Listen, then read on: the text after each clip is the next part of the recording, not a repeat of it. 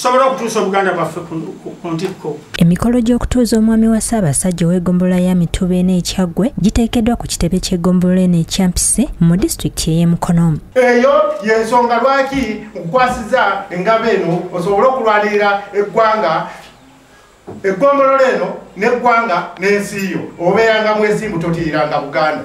Kizza Bakyayita atuuziddwa ku bukulembeze buno ng'omukolo gw'okumutuuzako gukoleddwa omwami wa Beene mu ssaza lya Kyaggwe Alex Benjamin Kigongo. Tuuza mu ntebe eno ey'obumyuka bw'eggombolola y'Ekyampisi bitubesatu. Genda oweereze Obuganda n'omutima gwo gwonna. Bakyayita asabye Ssekiboobo bamukolere ku nsonga y'ekizimbe ekyatwalibwa poliisi kubanga mwalina okukolera emirimu. Neerama okukuuma ebyama bya Ssaabasajja Kabaka wa Buganda n'ebyolukiiko lw'essaza ly'Ekyaggwe era sigenda kufulumya kintu kyonna ekyekyama ekiba kiteeseddwa mu lukiiko luno okujjaho ng'amaze okukkirizibwa Ssekiboobo Katonda nga ye mubeezi wange.